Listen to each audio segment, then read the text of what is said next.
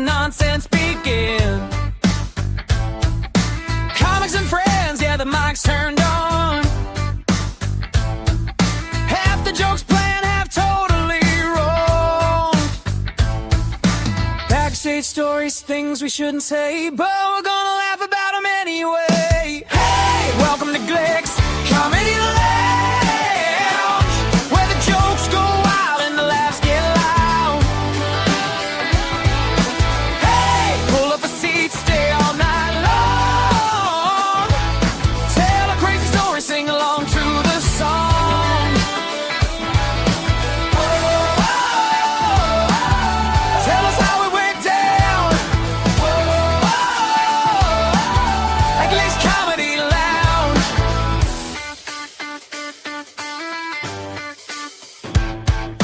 Guests on the couch with a wild tale to tell. From the road, the stage, or a barroom hell. The crowd's getting loud and the stories get strange. Every single night the chaos rearranges. No scripts here, just the truth and the laughs, and maybe a roast if you cross Glick's path. Hey, welcome to Glick's Comedy Lounge, where the jokes go wild and the laughs get loud. Stay all night long. Tell a crazy story, sing along to the song. Whoa, tell us how it went down. Whoa, at Glick's Comedy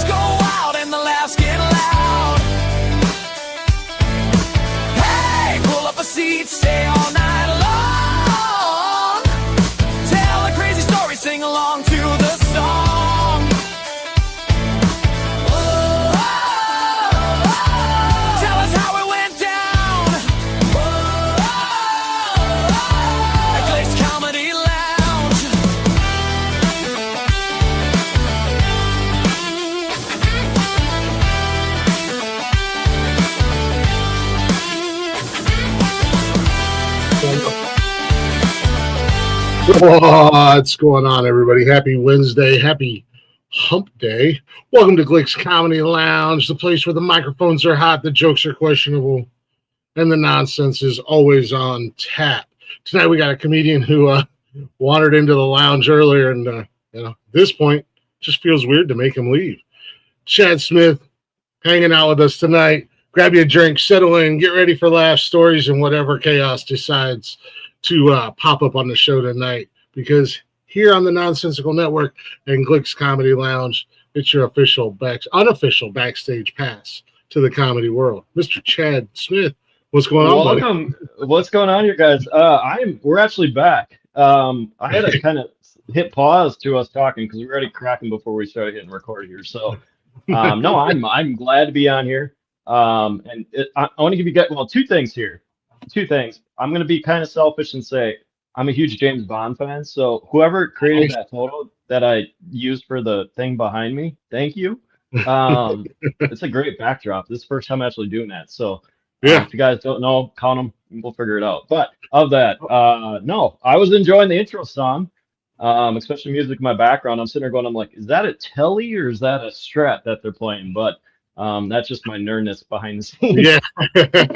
That is, I am by no means, I am not a musician. Just like I am by no means a comedian, but AI has become my friend. I did write like 90% of the lyrics for that, and then just was like, hit me with an edit because I abuse the English language on a daily basis. So, help me with an edit. And then once I had the edit with the lyrics, I slid it into a little AI thing and told it what I was looking for, the vibe I wanted. And after a few tries, I was finally happy with that, So, well, I looked at the photo. I'm like, damn, I got some arms. yeah. Actually, I do work out, but I'm like, that photo was a nice photo. So I know. I see that. I was like, this kind of looks like Chad, but it'll work. It'll be a little more slicker going in the summer here. I started. I have to slowly train for a kids running club coming up here. So I sounded like an old man trying to run with cement feet today, just clunk, clunk, clunk going down the road here. So yeah, no, I saw the photo. I'm like, all right, here we go. No script. He's just throwing me to the wolves right away. Yeah, now you got something that you got to try to achieve. otherwise people are going to call me a liar. That's not that. This is not the guy. Oh, I think we lost you. Your audio.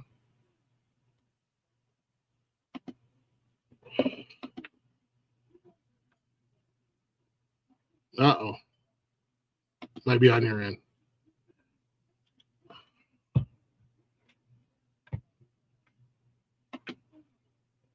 I think maybe nothing yet. How about now? There you go. All right, we'll take these off here. I'll lean in. Okay. Are you on your phone? We're on the phone. We're gonna go old school, guys. This thing about comedy and business and all that stuff. Sometimes it doesn't go to plan, but we'll make it work here. So we are rolling. It happens, man. Like I told you before, I told you backstage, it's not a Nonsensical Network show or a show that I'm hosting for that matter, unless there's some kind of technical difficulty. Well, and honestly, it goes to the comedy thing, right? So, and to be truthful, and a lot of us that do shows, we have our jokes written down, and yes, I'm that same person that does bring the list on stage. I know people are like, don't put the paper on the stage. That's not professional. And I'm like, yo, like I drank way too much in my past. So plus I have wicked ADHD. So like I need some sort of a starting point. I mean, there's no girls in the front row that distract me. I mean, sometimes if there is, there is. And then I need to list focus. Absolutely. But no, it's yeah, I'm having a blast, man. It's I don't want to like overtake your show here, but I'm having a blast doing it. I came from a business background, and it's an outlet like many that once you fall into it, even if you don't make it on stage, being around the people, it's a never-ending laugh fest. Yeah, and don't feel like you're taking over the show, man. This show is all about you tonight, and I know I'm going to feed right into you're a comedian, and you guys have egos.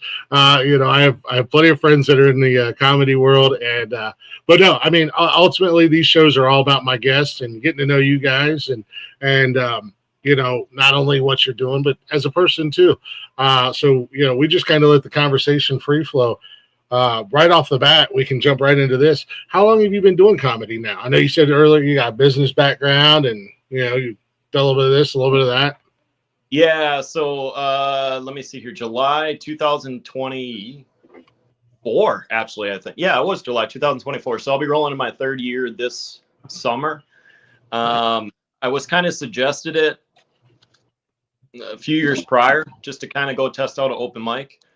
And to me, it not say it wasn't for me, it just wasn't the right time. And the funny story about that, right? So, at that time, and I'm okay with the situation, what happened. Obviously, two people are completely different path now, but I kind of did it as kind of a payback to get back at, you know, a certain person that I dated.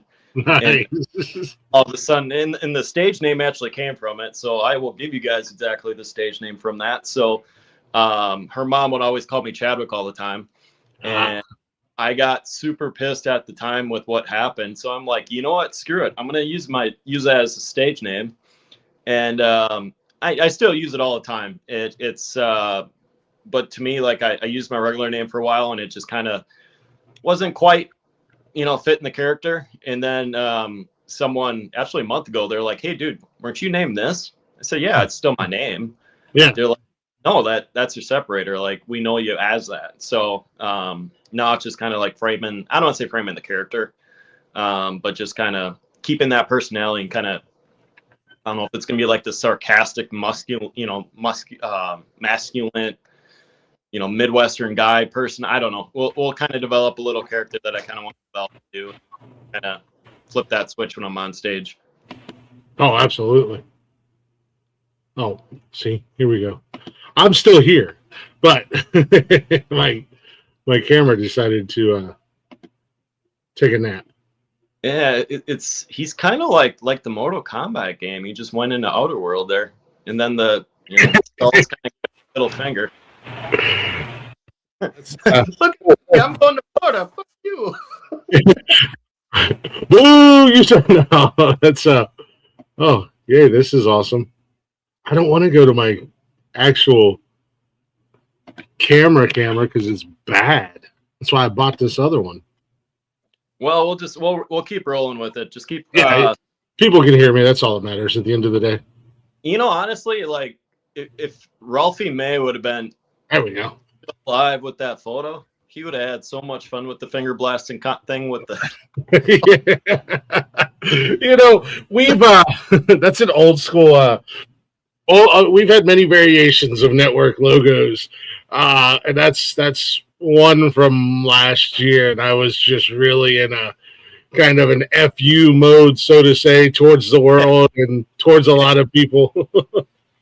No, that attitude actually came back, and I'm not going to do a tour of my office here in the side room, but like I got Bob Dylan,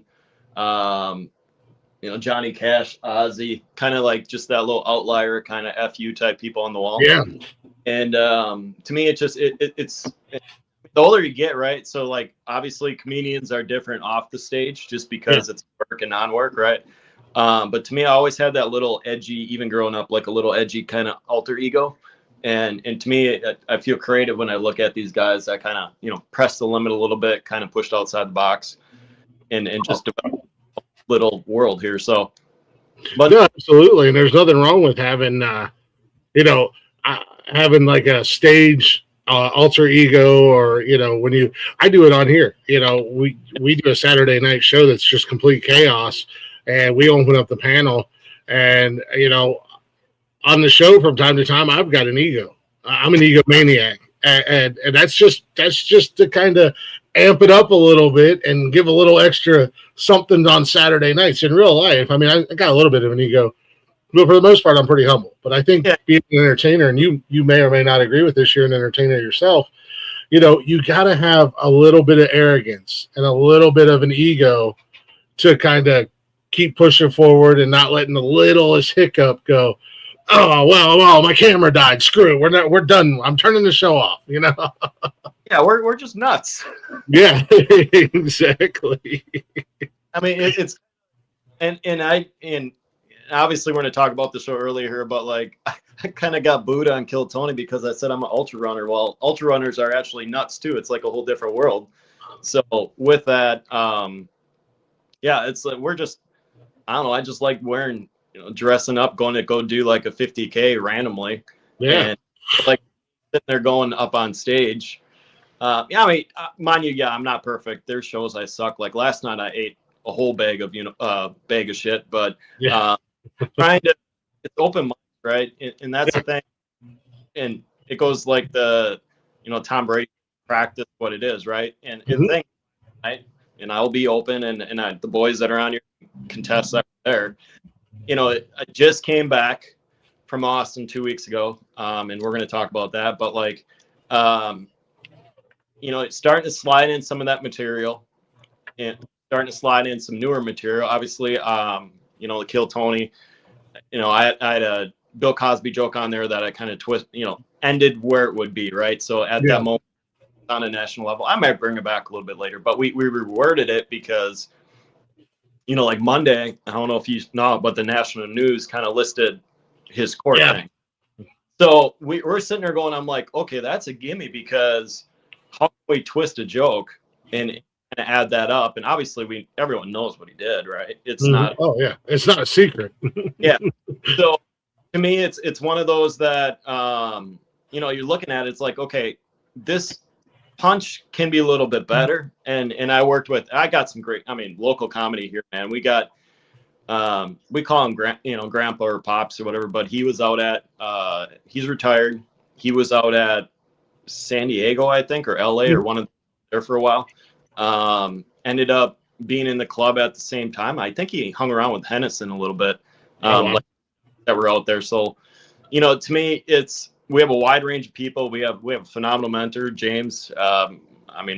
James Bowe. We can go down the list of everyone that's kind of helping everyone out. If you're willing to be helped and you're humble enough to be helped, everyone wants everyone to succeed. And we're looking at, like we're talking about, right? So, I'm up here in up northeast Wisconsin, but Appleton, which is a city of like 300,000, give or take. Oh wow! Yeah. We had 15 people at that open mic. Damn. And then obviously tonight, Skyline, which would be the official comedy club up here. That's the biggest one in the whole state when it comes to like northeast Wisconsin. And we have 18. I think we have 18 lined up, and I think 19 counting Kat if she's closing. Oh. And you still get like, if you're on the lineup, you get 4 minutes. If you're in the bucket, you get 3 minutes. And then closing, I think 6 or 7. I think they let you stretch a little bit just to kind of end the night. Yeah.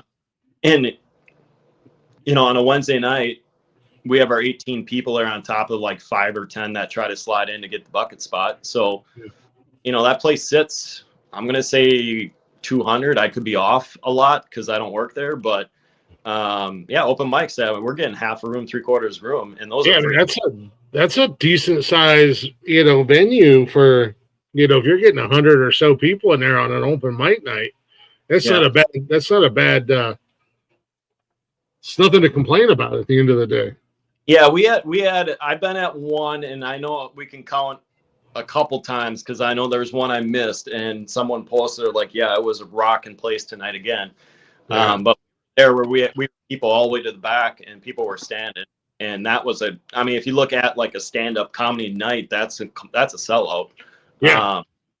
And it gets, obviously, open mic, we could stretch a little bit. People are learning something, and the rules are a little bit different. They don't want you to, a lot of these clubs are not, what I'm starting to learn, especially reaching out to some of these clubs, they don't want you to do crowd work as much.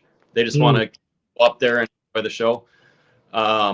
Obviously, if someone feeds into it, you can kind of poke the bear a little bit, but they don't want like a consistent, hey, talk to the front person. Like they want someone to come up and do a show. Brian Callen was there a couple, I think when I see him in July. This one went off. And he was, she was feeling good already. And she was already going off on the middle act, and he was playing into it. Like it was fun play. It wasn't like bad play.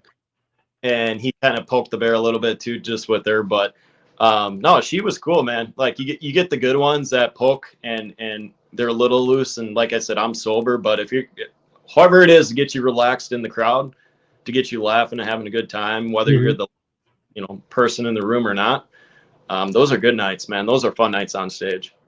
Yeah. No, I was gonna say, I'm sure, like, especially with the open mics, when you guys are getting 3 to 4 minutes or something like that, you really don't have a lot of time to do crowd work. You're trying to get your material out there. You're trying to, whether you're trying new stuff or, like you're still kind of newish to the stand-up world. You're trying to find that rhythm, that flow and everything. You don't really have time to, address the crowd. Like, look, I would love to chat with you, but I literally have 2.5 minutes now.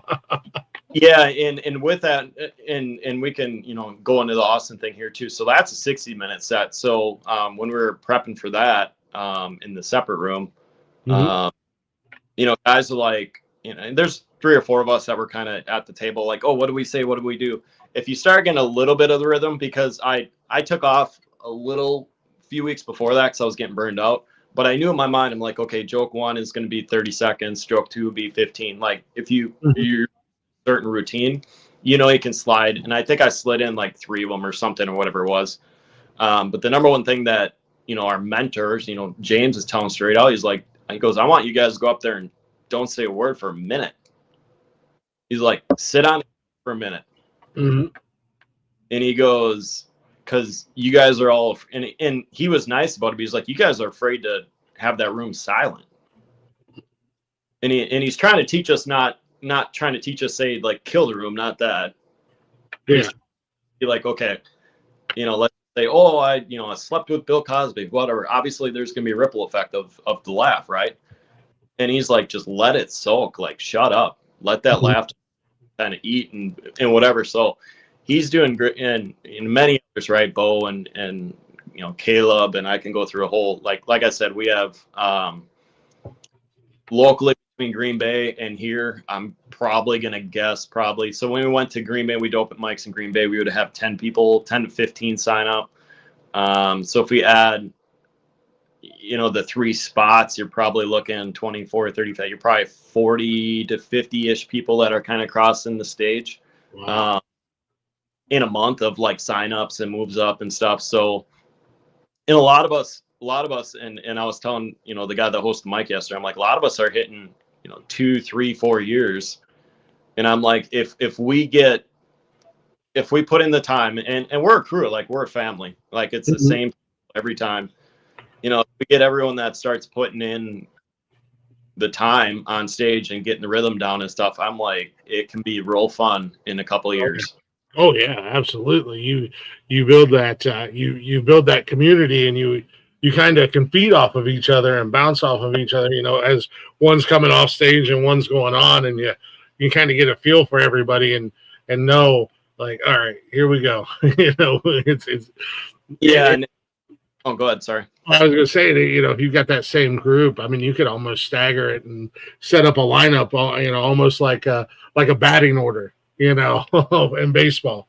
Yeah, we have some wonderful bookers here in town. And we got Matt, which is the one I work with a lot. He does a lot of great things. A lot of groups we have. Obviously, we have Skyline. We have another comedian named Brandon who does a lot of stuff around here, and then we got some larger stuff, in the town I'm in, south of us, and I'm give or take an hour and a half from Milwaukee and Madison. Okay. Yeah, so that's a whole different animal too to begin with. And we're not even tapping into like the Madison market and the Milwaukee market. And people don't, I think Milwaukee is kind of that quiet hidden gem. Because you have Chicago within 45 minutes away, or an hour, give or take. So you got Zanies, which is down there. And you got all those clubs in Chicago, and then you can kind of whip up to Milwaukee and the big stuff, there's the casino or like the amphitheaters. Or the stadiums, like Adam Ray and some of those larger stadium guys will kind of come through. Yeah. But then you have like all the clubs here that I have been in, or like the new places that are picking up. It's getting healthy again. It's not Austin healthy where like everyone's got a hole in it, but it's healthy. And when I was there 2 weeks ago, to be truthful, and I told everyone this when I came back, I'm like, I loved Austin. I loved the mothership. I loved everyone that was in that whole scene. But to me, like, I'm watching some of those newer cats down there, right? It's a different stop down there. And to me, I'm just like the group and the quality of people we have up here. We just need the spotlight more to kind of get up here and kind of bring out. Like I said, I got 2 girls that I know in my circle. And I'm probably going to be shooting myself in the foot for some other ones I'm missing. But, we got one in Green Bay who's phenomenal. She's a sister to us. She can close the house down. She was getting real close to, and I'm not going to be public with it, but she could probably go 30 minutes to an hour and tear and she's great at it. Obviously, I said we have the newer one that we're working with last night. That's here locally. I don't know what happened, and I'm gonna be truthful on this. Like, she was very quiet for a while, and then all of a sudden, at about a year, she kind of hit her groove of like, hey, this is who I'm kind of gonna be. Mm-hmm. And like the last 2 months, she's just, and she doesn't know it, but like she flipped the switch, and she's just up there going like, just like she's been doing it for 10 years. No. It's just real flow, just whatever clicked, it's clicking. And like I told her last week or a couple of weeks ago, I'm like, you're on fire. And she doesn't notice it, because I think she's a very humble person. Mm-hmm. But like last night, I'm looking at the booker, I'm like, dude, like something, like she's on. Like, she's got it. Yeah, she's got something. Yeah.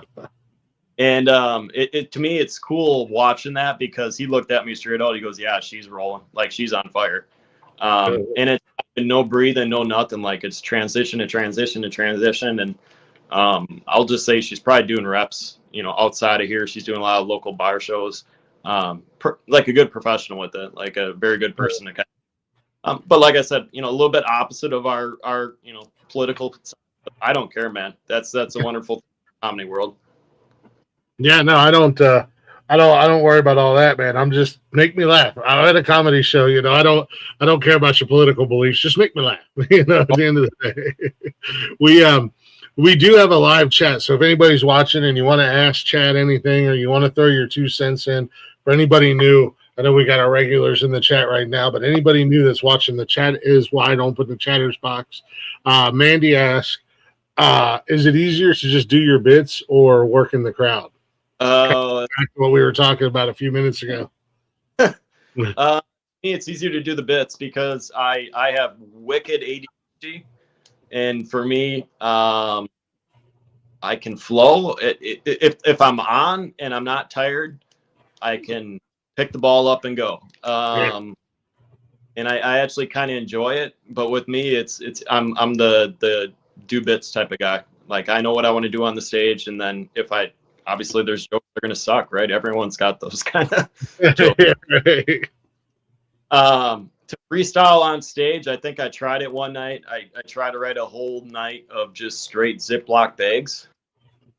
I didn't care.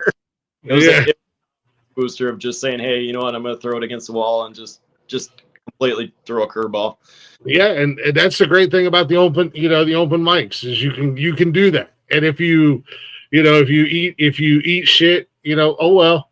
It's an open mic. I'll be back next week, or I'll be back in a couple of days, and we'll do something different. And I have ate enough to where there are times I carry my own mouthwash. I'm not a perfect comedian, guys. Like, I just enjoy what I do, and I have fun with it. Mm-hmm.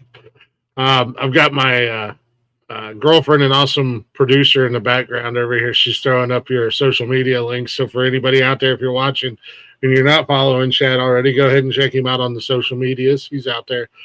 No, man, it sounds like you guys have a solid group. And I love hearing that, because that's always, my music show, interviewing musicians, that's always one of my big questions, because you always hear the horror stories about entertainers, and we'll say entertainers as a whole, that if you're in a community or in a scene or whatever, you only hear the horror stories about, well, I mean, it's cutthroat. They'll throw their own grandma in front of a bus if they can get a stage over you. But I love hearing that the community and everybody's coming together, and you guys work together and not all, and feed off of each other, and are able to have that, like, boost each other and help support each other, because at the end of the day, you all want the same thing. You all want a stage, you all want a crowd, and much like the internet, there's enough to go around for everybody. Not everybody's meant to be on stage or in front of a crowd, but those people will weed themselves out as you guys go. Yeah, and it kind of, I mean, I've been through enough in life to not really I mean, I don't like, I have ego too. Like, I'll be truthful. Like, there's times like, if you're going to throw my group under the bus, I'm not going to talk to you. Mhm. But when it comes to in general of like, I think it's just the respect for the boys, is boys and girls. I mean, sorry, girls, but when it comes to just in general, looking at it, right? So I have a huge entertainer that's in my bloodline. He's like fifth, sixth cousin, long time ago, passed away a long time ago. But when you look at it, his opener was Barbara Streisand, and he brought her out to Vegas. And then obviously he was out in Vegas, and then Elvis came out and kind of learned from there. And once you start just kind of seeing the ripple effects of some of these entertainers, so, and I'm gonna use Jeff Foxworthy for example, right? So Jeff Foxworthy and Larry, which is Pete, was it Pete Whitney? Pete, I think his original name, or his real name. Him and Larry started at open mics down in Atlanta. Yeah. Like back in 88, 89, somewhere in there, or 86 or somewhere in there. And they've been friends for 40 years. And then you look at, you know, Ron was with them for a while. Bill was with them for a while. So like all these guys are on the road, and then, you know, they're out and Blue Collar was done. And then Jeff was taking Nate Berganzi on the road. So it's kind of that, you know, young grasshopper, you know, Karate Kid type of thing. Yeah. But yeah, it's, to me, it's I don't know, I've been through enough shit in my life that if someone asks, thank you, I'm not that like, it's one of those where I'll get off stage and people are like, oh, you did great. I'm like, no, I missed that joke. Like, or I missed that punchline, or you guys laughed or whatever. So, I mean, that's how I look and grade myself. But that comes from competition. That goes from, you know, not say childhood, but it's the, you know, it's the Ozzy effect, right? It's go on stage and do whatever, but he'll still get pissed off because he couldn't do all of it. No, I feel that. You know, I personally, I don't watch replays of my shows. I can't do it because I am my own worst critic and I am my own worst enemy. And if I watch a replay, I'm like, oh, why didn't I ask this? Or, oh, why didn't I say it like this? Or, oh, God, I look like an idiot. And then the next time I'm doing an interview or I'm doing a show, that's up here in my head the whole time. And then it's like, you almost get, you know, little sports reference, you almost get a case of the yips. Yep. And it's like, I'm eating absolute shit, and I got this great guest on here, and I look like a buffoon because I'm in my head. So I stopped watching and listening to replays of the show. I'm like, no, if somebody else tells me it was a terrible show, okay, cool. What didn't you like about it? I'll fix it for next time. Or if I get the, hey, good show, good guest, whatever, then it's like, hell yeah. But I can't go back and because I am my own worst enemy at the end of the day.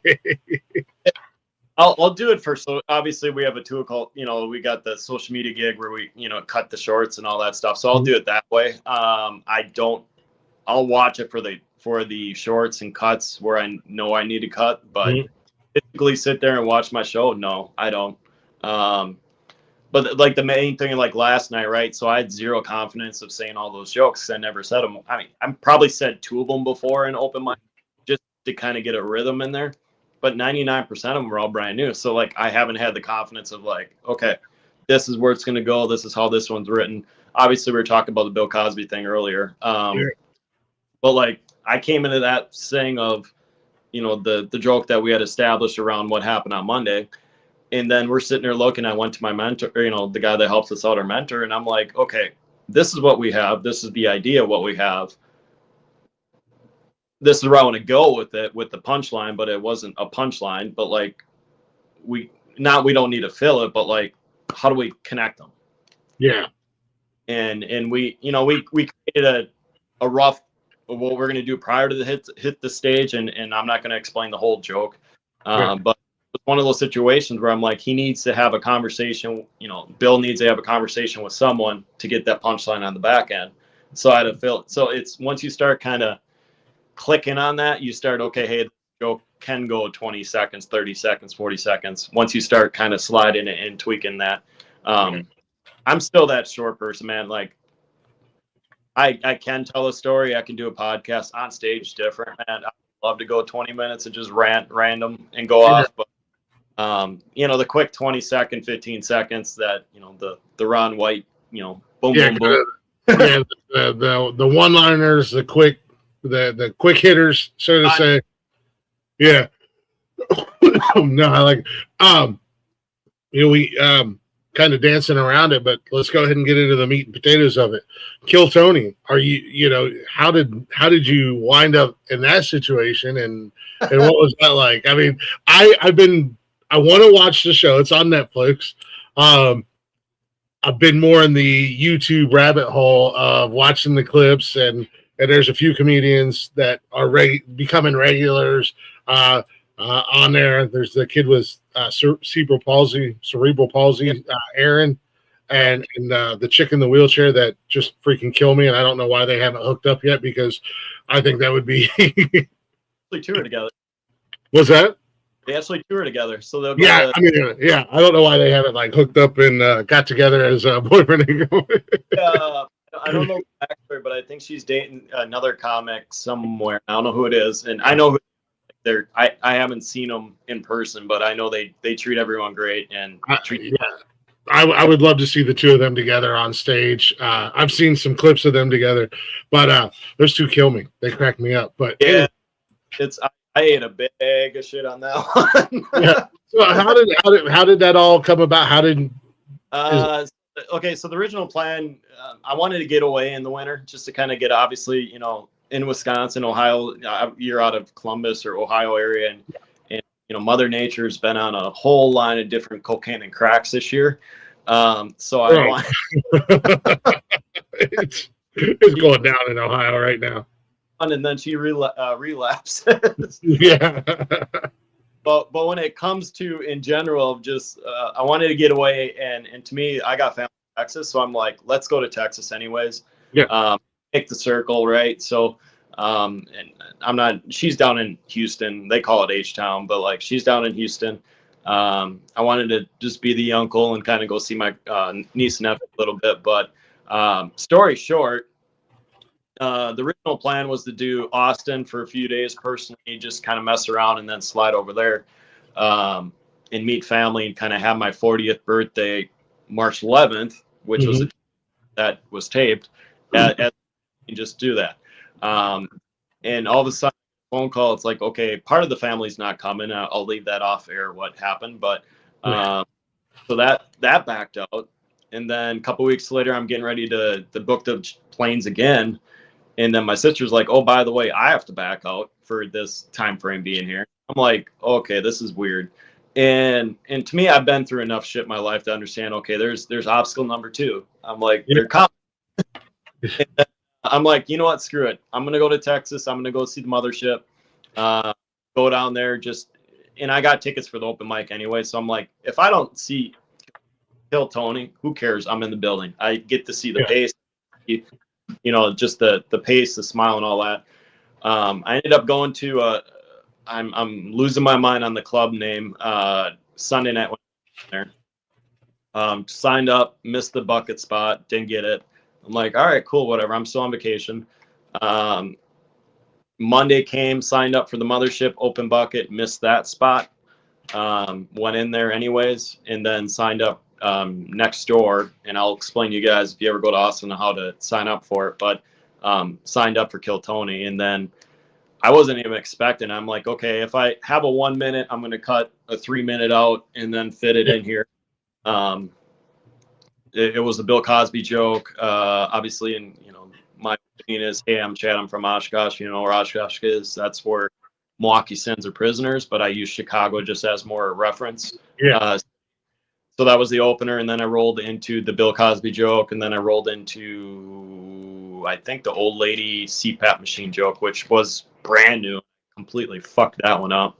But in general, it's a fast environment. But no, so in order to get a non-visitor spot, right? So a non-regular spot, right? The people like the like David's and all them that kind of show up regular. So if you go, and I'm going to give you guys exactly the whole spiel of what you need to do. Next to the mothership, there's going to be an Italian pizza joint. And then next to that is a sports bar called Shakespeare's. Monday afternoon at about 5:30, you're going to go up there and you're going to have 2 lines to sign up for Kill Tony. It gets wild time. There's about 100 something people that sign up. And then you have to be present to be. So once Kill Tony starts at 8, I think, if I remember right, you have to physically be present at that place. And I wasn't. I'm like, I'm getting freaking. I'm not allowed in the mothership because not allowed, but I didn't make the slip to go on the mothership stage, and then I didn't make the slip on that one. So I'm like, I'm whatever. Like, I'm on vacation. I could care less what happened. And then I got pulled. It's a matter of, and the process is this, right? So like they run up. You have a number on your wristband. You go meet up in front of that building. Everyone gets all amped up, and the best part was the producer comes screaming over. He's like, "All right, cool, that's you. All right, let's go." We took off, and you're on the second level. You go to the first level, and you go through the back way, and there's like so many people that were so freaking high and drunk. It was great. Mind you, I am sober, but like they're just like, "Oh, bro, good fucking time, have a good time," like just. And so like we slide through the back way, and Joe runs a tight ship there. It's a very well ran facility. The people there are professional. They're awesome. Security everywhere. Like it's top of the top like club of there. But they have a rule where you can't take your cell phone in there. So if you're in there, you can take it in, but you have to have it off. There's a patch that they give you to lock it in there, and you can't tape anything in there. You can't even use your cell phone while you're in there.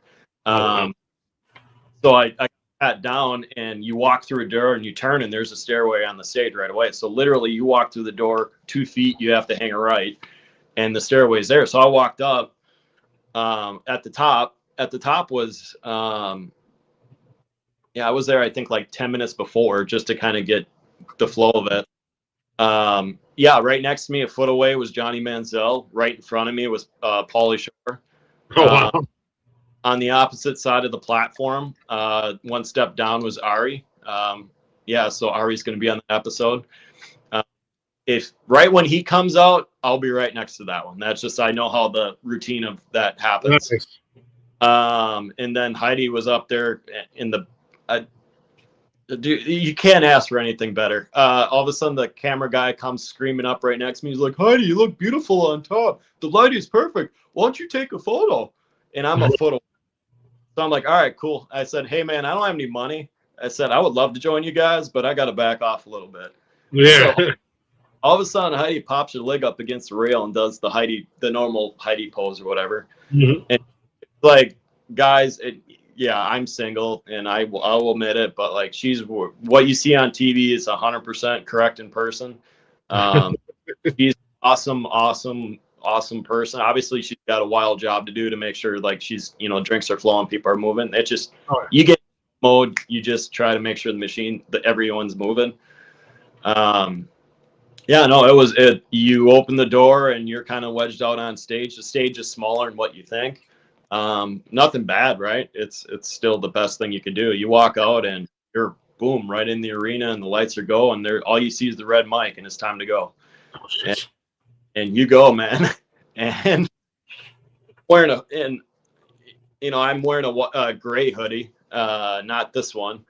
And I don't know who the 2 middle guys were, because it was Tony. There was 2 guys in the middle, and you guys will notice when the show comes out. I think it's next week or the week after. This week was Houston, and that was a week or 2 before mine.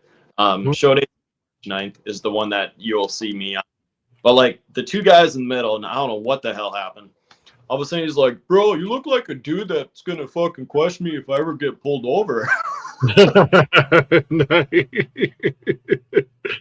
And for some odd reason, I don't know why, but even the open mics, like they all kind of mess around and they joke around, thinking I'm like this ICE agent or like this cop. So like I laugh with it. And I'm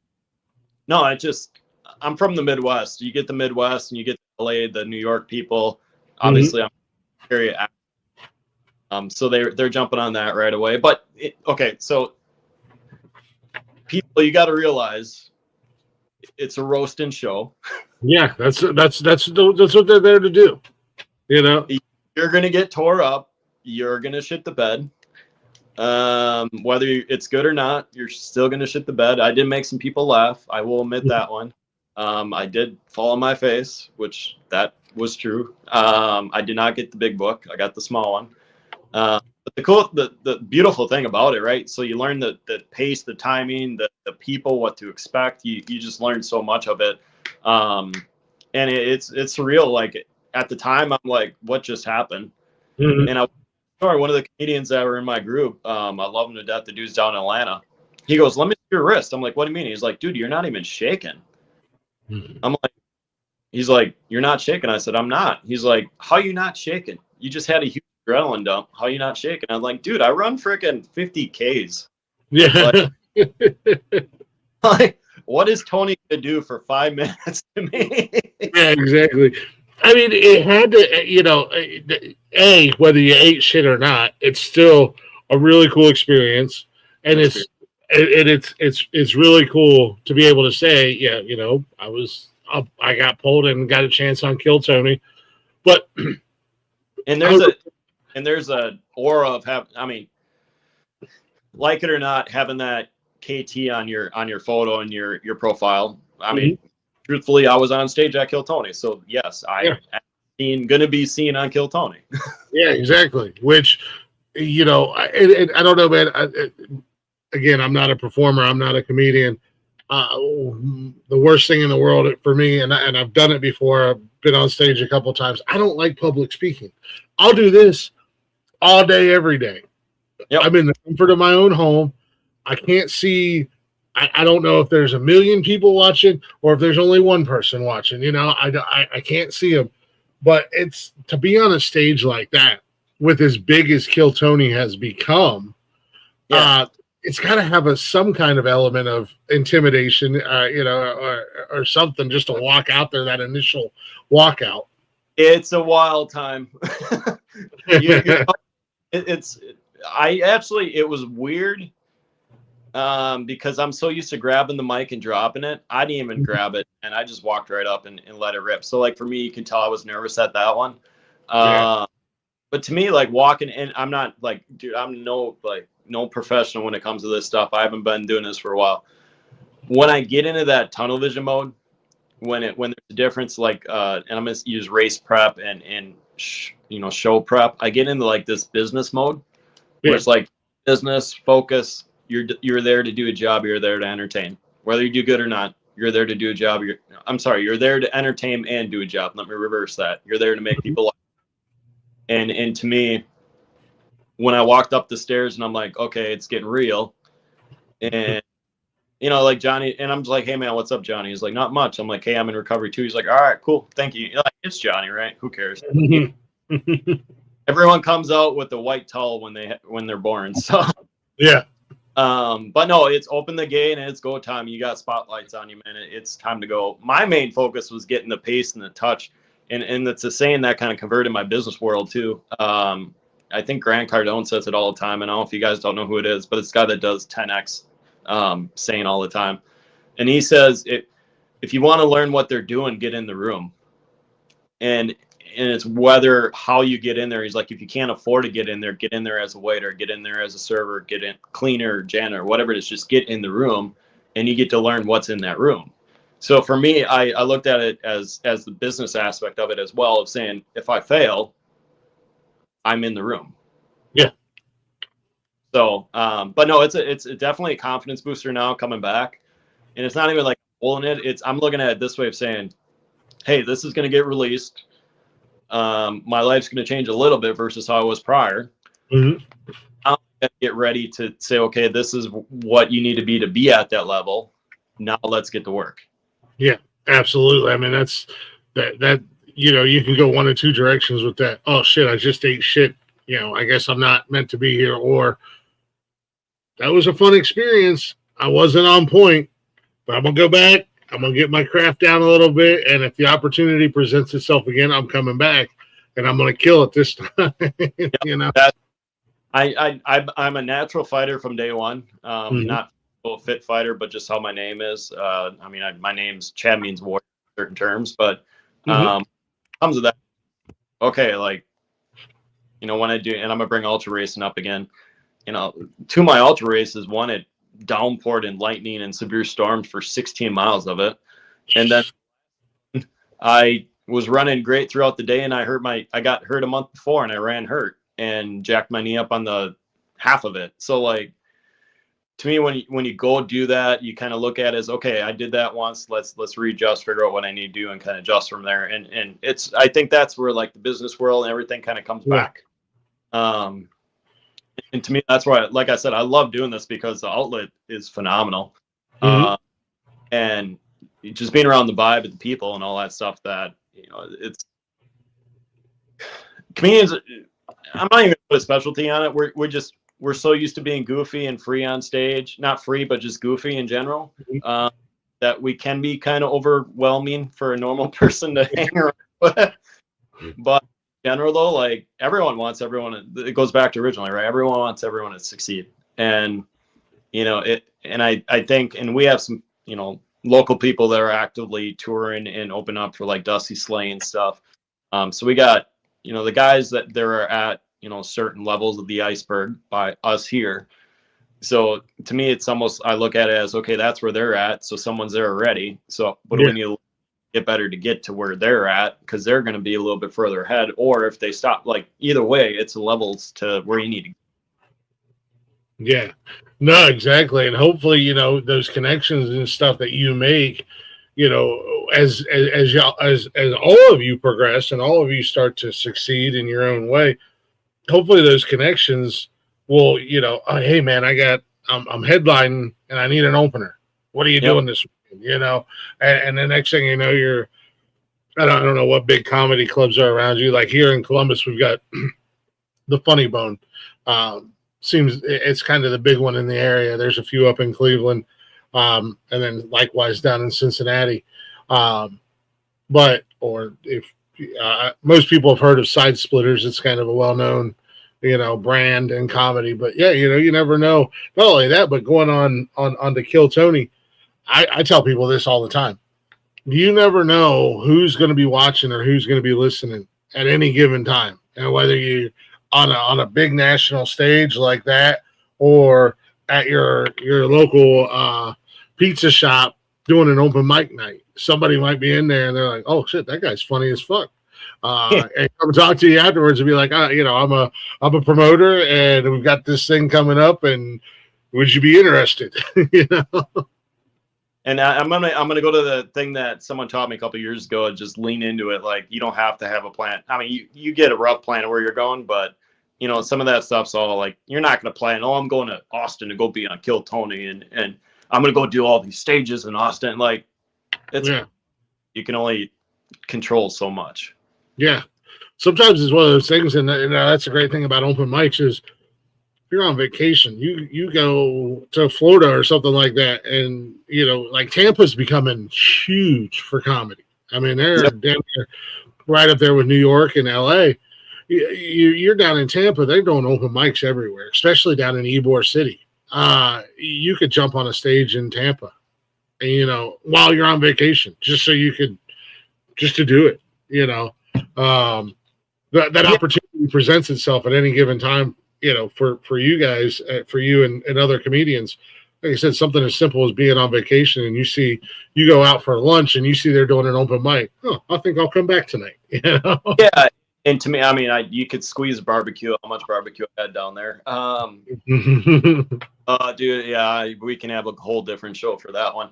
Oh man.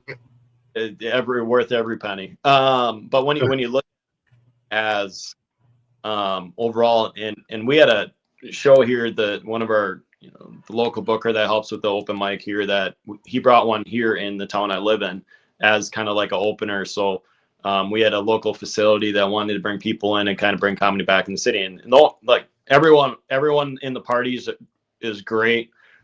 Great communication, great companies to deal with, but when we did it was a great show for the first one, and it was funny during the show, but the best part was after, with the boys going to get pizza at 10 o'clock at night. Yeah. That was wild, because and mind you, we're in the Midwest, right? So the color is a little bit different at certain places. Yeah. And I think one of our guys walked in, he's like, yo, we got a brother here. But like just stuff like, and I was the whitest dude on the lineup. So, I mean, like, I could care less. Like, everyone's friend, you know, everyone's brothers and sisters. But like that stuff where we're all at, you know, the local pizza joint, I think it was Pomero's or whatever. I could be off on the name here. Someone's gonna yell at me, or that's probably live. Be like, "Yo, what was this one?" But no. But with that though, like, we were just talking trash around that table for like an hour. Yeah. And that was, the show was fun, but that was funner. Yeah, exactly.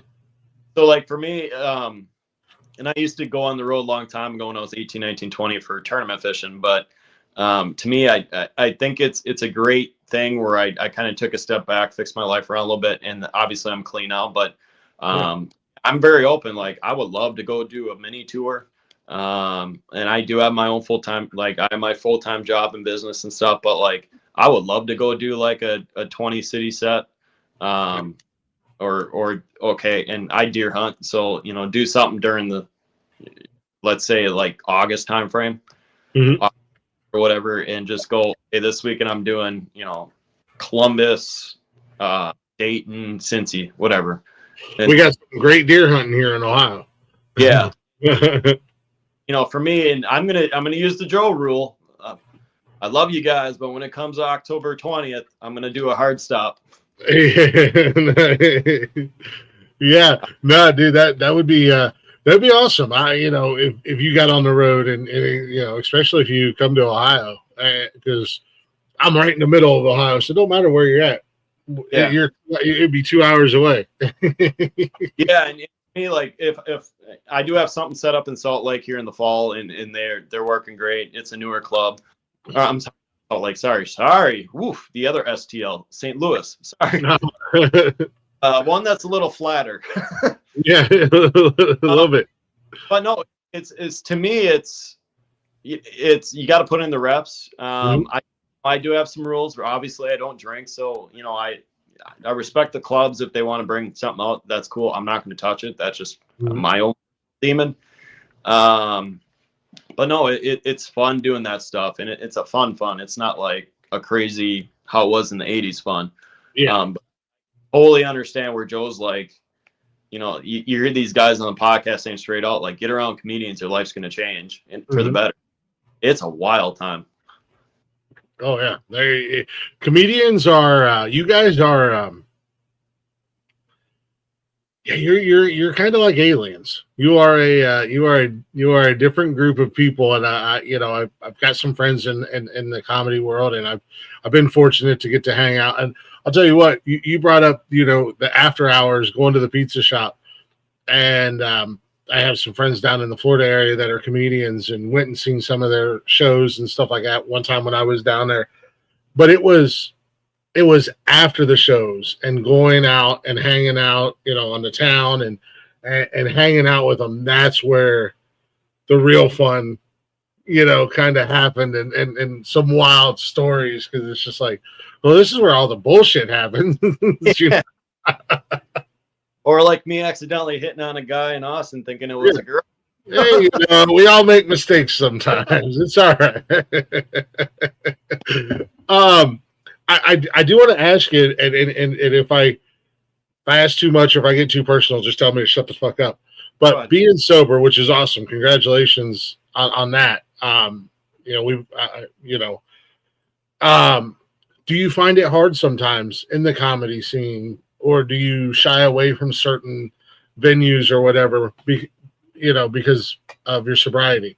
Yeah, so I shouldn't be picky, but two things here. So I got a great place in Milwaukee that is a bar / club. He knows my story. I've been there a few times. He works great for a lot of us local people. He wants the club to work. I just don't like the places where, and we fixed it with the local one here. The guy's super cool with my story. He didn't know at the time, but after he knows, he's super supportive. But like, I will not. I don't like a dirty. I'm gonna say dirty place. Like, we're there to entertain. Yeah. And the club's there to make money. Mm-hmm. True and true, right? And if they're not selling food, they're going to sell drinks. Yeah. So my job, our job, whoever it is on the lineup, is to make sure the house is happy. Mm-hmm. But when it comes to like my sobriety and stuff, like I could drink an NA beer and I'll be okay for a while. Like my cutoff's one. I just don't go into a place, like I will remove myself. And there's there's an open mic night at a local club, strip club, and I'm like, yeah, no, I can't.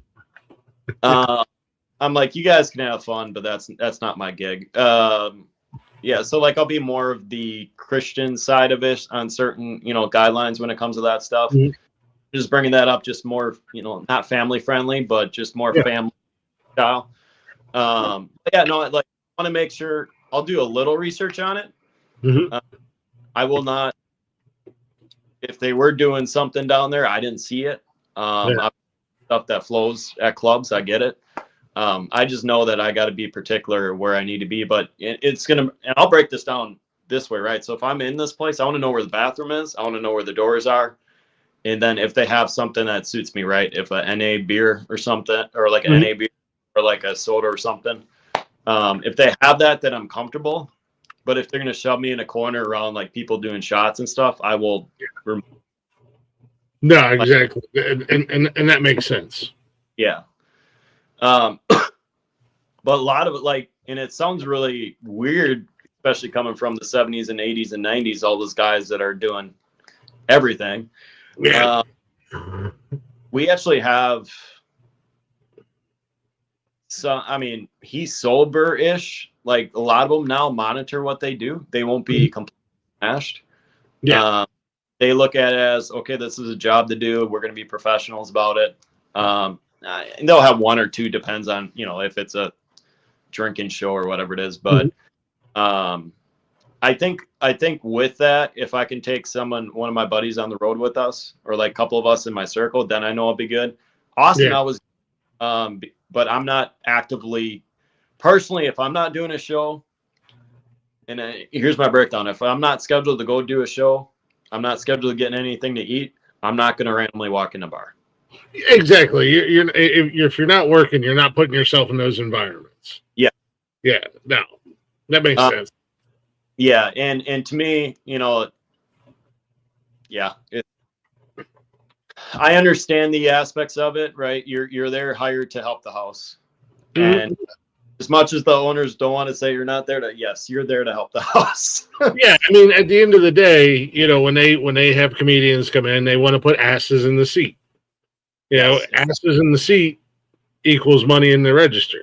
So, but I get what you say, man.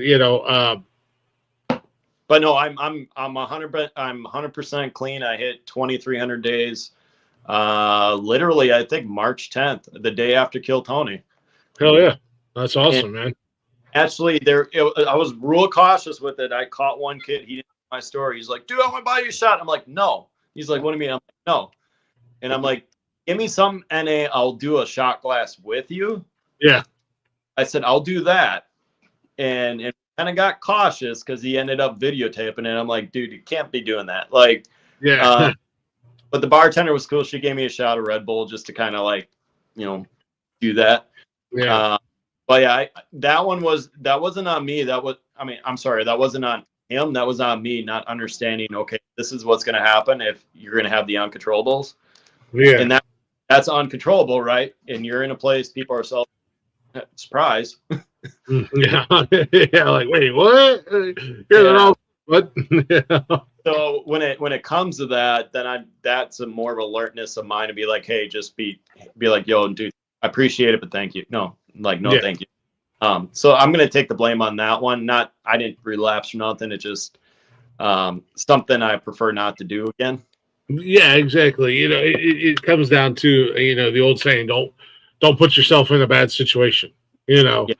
If you have a friend that's doing dumb shit or doing illegal shit and it, don't put yourself in that situation. Just walk away from it, or something that could lead to the potential of you relapsing.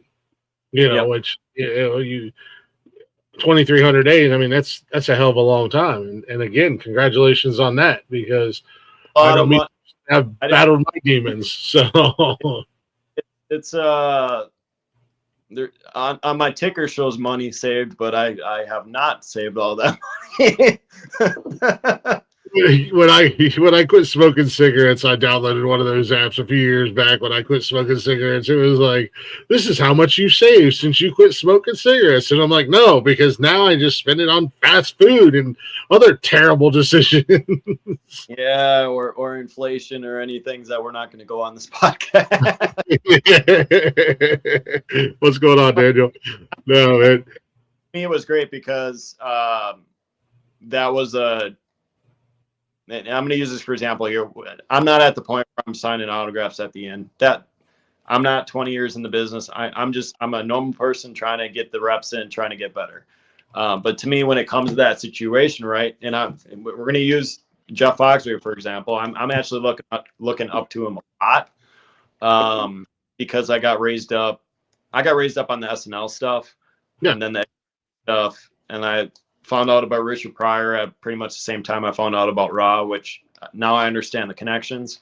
But to me, like, I'm 40, so from late teens, not even teens, all the way up to early 20s with blue collar stuff. Oh yeah. And to, Jeff is clean. Jeff's been sober. I don't know his count of that. I don't know what Larry does, but Jeff came out on a Ed Millett podcast or something. I think it was that one. And he was talking about how he would actually go do a show.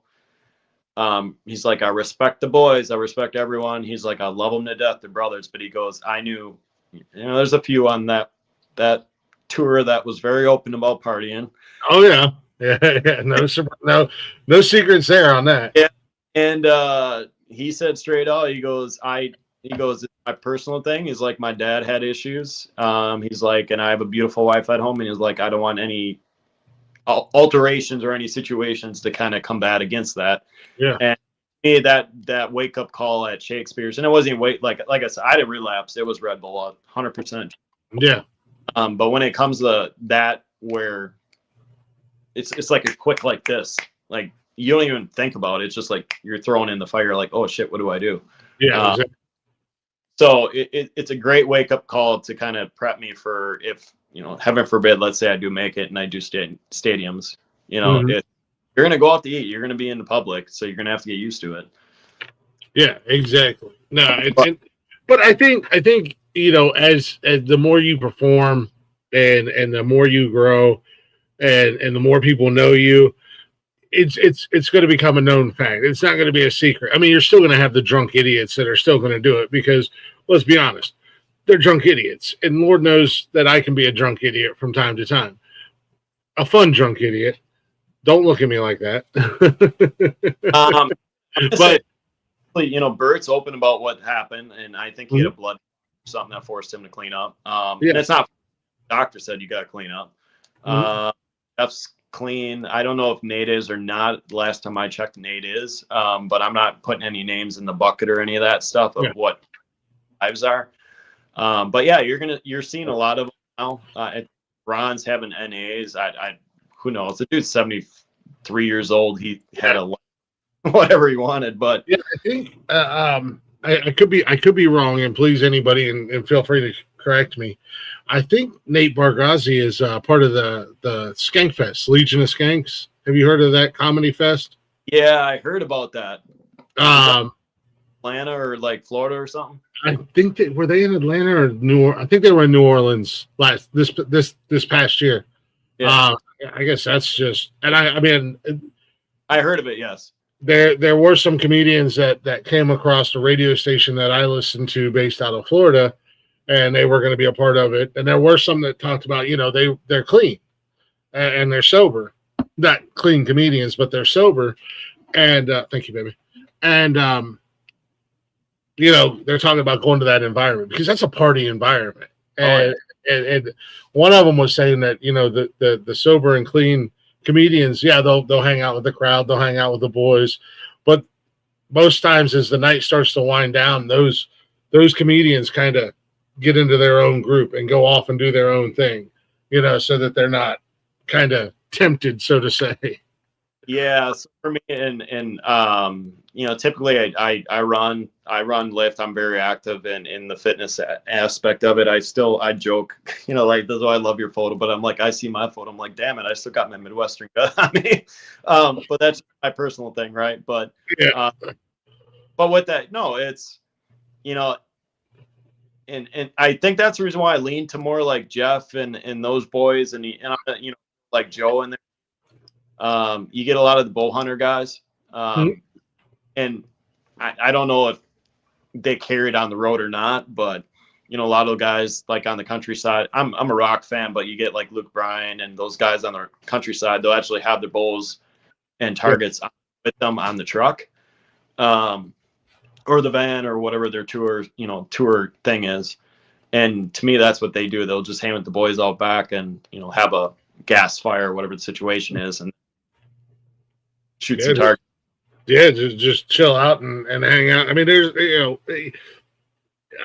I've met some musicians, I'm a big music fan. Comedy and music are kind of like two of my favorite things. And in the spring and summertime, we're rolling into it. I like to go to, go see live music. And I try to, obviously having my own podcast, do it. I try to interact with the musicians if possible. And I've come across a few where it's like, hey man, let me buy you a beer. They're like, oh yeah, I don't drink. Oh, fuck it. Let's have a Pepsi. I just want to chat. I want to get in your ear for a minute, but we'll have Pepsi or Coke or whatever,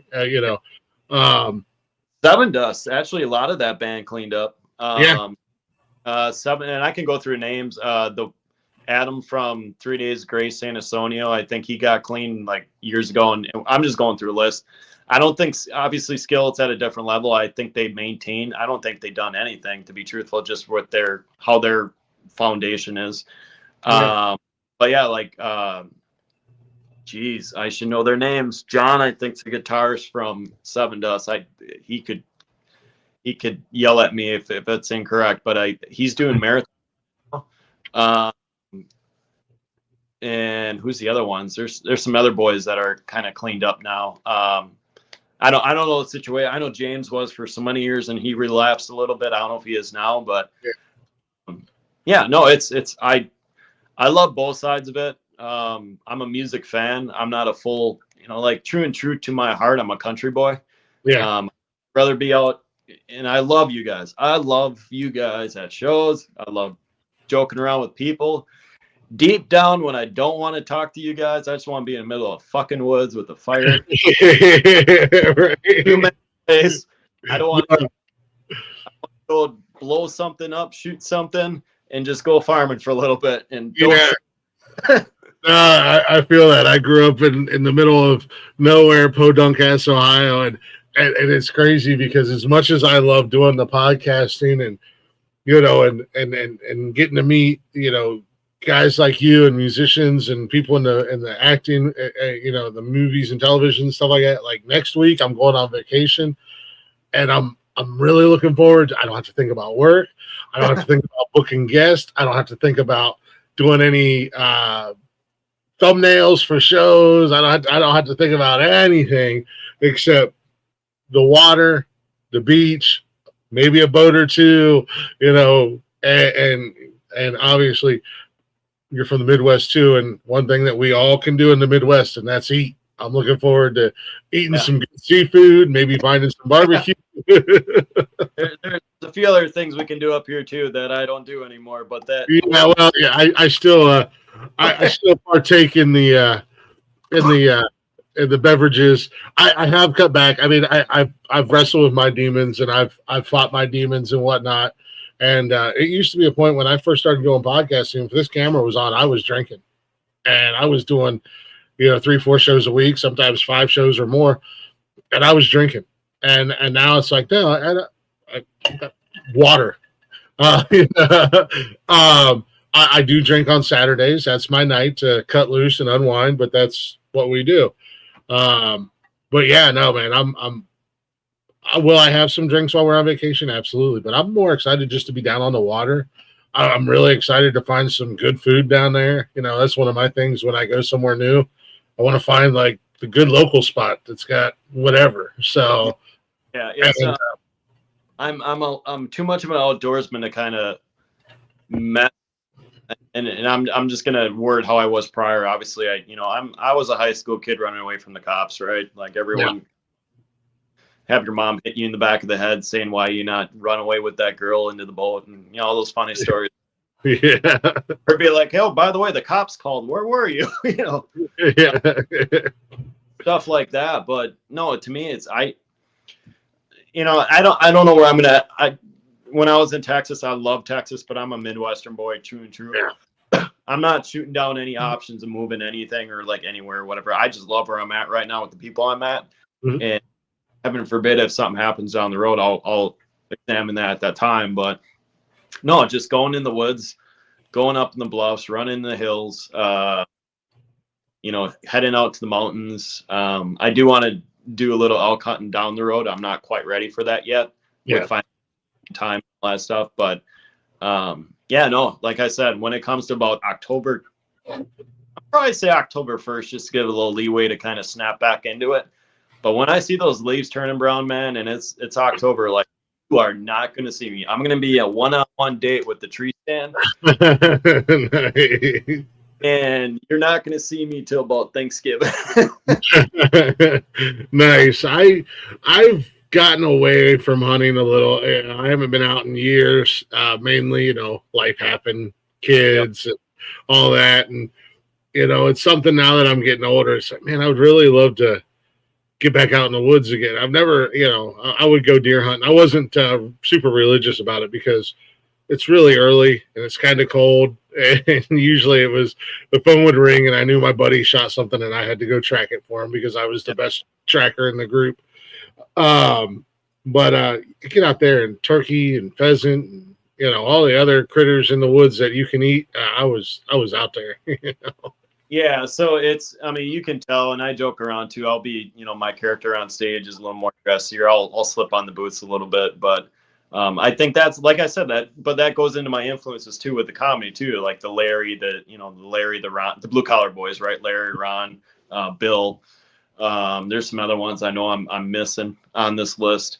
But then I also do love and appreciate the Eddies and the Richard Pryors and the Ralphie, because with the Ralphie Mays, like, he didn't care. He didn't care about shit. So to me, it would be nice to get to that confidence, because there's still part of me where I do care after all the story. But yeah, if I can be free up there and kind of do my Midwestern gig, and I joke around because obviously we have what's his name up here? Charlie Burns is the one that's doing like the big. He's from Wisconsin. He's doing Wisconsin. But no, if for me, my ideal thing would kind of take that spot where Jeff Foxworthy was with like Realtree and all that. Like, I would be smiling little boy if I ended up doing that stuff. Right. Saturday morning, we're on Realtree Outdoors. Yeah. No, yeah. You find your spot, and it's it's crazy. You talk about your persona or your character or whatever on stage. Larry the Cable Guy, that's a character. That's an act. Yes. On that 20. When? Okay, there is a backstory of that. Not to me. Jeff was very open about that backstory. When was it? Let's back up a little bit. So that's going to be almost 25 years, probably, since their first one. And he said he was using his regular name for so many years, calling into radios like the Bob and Tom show or whatever. It's like the comedy shows at the time I grew up with, right? And he said I would call 5 radio stations a day, trying to build his name and kind of get it out there. And he was open with Jeff about that. And then he Jeff said straight out, he goes, all of a sudden, he's like, I haven't heard him for a couple of years. And he got invited to something in Nashville, whether it was something with Nate or whatever it was, like early 2000s or late 90s. Oh, no, sorry. He was getting ready to do the Blue Collar. And he says already had Ron involved because Ron was on the road with him opening. Ron was with me. Bill was already, he's like, I've done stuff with Bill. He's like, I knew we were good. But then he goes, there was a guy from St. Louis. I'm going to throw a name out here, but it wasn't, the name of the person. Yeah. And he goes, he was a wonderful guy. And he's like, he was set for clubs, not for arenas. Yeah. He's like, phenomenal guy. He's like, he's still one of the funniest guys. And he was super cool about like being positive about the guy stuff. But he goes, he just went, he goes, I knew if he went to arena, he would fall and it would hurt his confidence. Mm-hmm. So he's like, I know I needed to replace someone. And then for some odd reason, he went to like some corporate dinner or whatever it was, some fundraiser thing. And that goes, there was there was Pete, or sorry, real name. And he goes, he was testing out the Larry the Cable Guy stuff. And he's like, I knew right away. Like, yeah, it was. And all it was literally, I think he said it was his plumber or someone that visited the house. And he just took it and replicated it and kind of molded it. But that was, I mean, he was on the road for what, 10 years plus already? Yeah. And he didn't make it forever. I mean, he still made a decent life of it. But yeah, he did that switch to the character and, went back to his roots because he is a pig farmer. So that fit him perfect. He just found that niche. He found that golden brick road, so to say, that thing that worked. I mean, that's ultimately, Bert Kreischer's the same way. He found that, the machine story, and it took off from there. Now Bert, one of the best right now, maybe of all time, one of the best storytellers out there. I mean, yeah. Bert was in the city here. I flew back on Tuesday. He was here on a Wednesday or Thursday, the day after Austin. I did not decide to go because I overspent in Austin. Too much Terry Blacks. But no, he was in here and he treats our city great. And I know people see the wild Bert, the party guy, and he treats the arena great. The people that were there volunteering, he treated great. Obviously his tour bus had a little situation of it, but he was here a couple of years ago too. And he started, he stopped at a local joint, had some fun with them. This different, obviously he was sober. So he visited, another place in town. But no, they were very cool about it. He's very professional when he comes in and they have a good time. And he's a very good person to kind of help, bring money into the community. Oh yeah. Oh, absolutely. I mean, he's selling out damn stadiums and everything. And again, the radio station I listen to out of Florida, the host of the morning show, him and Bert have been friends for over 20 years. So they're like very good friends. And Bert comes on his radio show all the time, especially when, he's originally from Tampa, when he comes down there and whatnot. And he sounds and seems like a genuine dude. Like, some people get just a little, not necessarily the level of success he had, but a little bit of success, and it goes to their head, and they, it's like, oh, the fuck, why are you? I got yelled at by one person yesterday. He's like, "Why are you doing this?" I'm like, "Cause I want to get some money." He's like, "Don't ever say that." I'm like, "What do you mean?" He's like, "Art's not for money." I'm like, "Dude, you got to put food on your table somehow." Like, you can't. But no, I enjoy doing it. I have a blast doing it. Whatever the hell happens 10 years from now, I can't control. I'm going to put in the work to do what I can to do where I need to go. Yeah. But yeah, everyone would say, yeah, it'd be great to walk into a city and you have a sold out crowd. Like, who wouldn't say that? Like, yeah. Yeah, I gotta agree with you. I love doing this, but I eventually want to quit my job. I don't want to get up in the morning and drive an hour to work every day and deal with the same goofy shit, and then drive the hour home. Like, I want to roll out of bed at 9-10 o'clock in the morning. And, if I get paid and I can do this full time, I'll roll out of bed and I'll do a show every morning on top of the shows that I already do, just because why not? I love it. But in the meantime, I'm going to do it just because I enjoy it. And, I get to meet a lot of amazing people and watch your guys' journey, because I only focus on music wise, and even, and I'm not saying now, if I got the opportunity to have like a Bert Kreischer or Jeff Foxworthy or, something like that on my show, oh, I'm jumping all over it. Oh yeah, But I love the up and coming people. The local scene is my thing, and because I enjoy watching your journey. We meet randomly on social media. You come on here, and then moving forward, I get to watch your journey. I get to watch you grow and see that. A lot of people may not get that opportunity. They just go, "Oh yeah, I seen Chad Smith eat shit on Kill Tony, and now he's all of a sudden selling out, arenas. I'll go see him." Yeah, me and I can't justify who I'm going to be at that time. I'm going to try to remain humble about it in general, the whole process. The local people here kind of that's in my circle understands the story and kind of know what happened in the past. But like I did tournament fishing pretty much. I was 3 months away from having my boat repoed. And then on top of that, like my world, that floor came apart, and then I got divorced early 30s, and that was kind of a floor getting ripped apart. So like for me, when it comes to like, I think a second time around on the road is a little bit different. You kind of look at it as a different perspective. Because when I was 18, 20 years old, you were rolling a city like a rock, dude. It was early 2000s. Everyone had a crap boat. Everyone had a pro deal is what they called it at that time. You roll in, first place was 300,000. It's roll into a city, you get caught, police escorts to the boat landing. You're 18. I was 18, 19 years old. You think you're a rock star. Yeah. And to me, it's great now to actually have a 20-year difference. If I do, whatever the road situation is going to be down the road, I don't know. But it's nice to kind of have a second comment of like, hey, if I want to hit, Illinois, Michigan, whatever, like let's just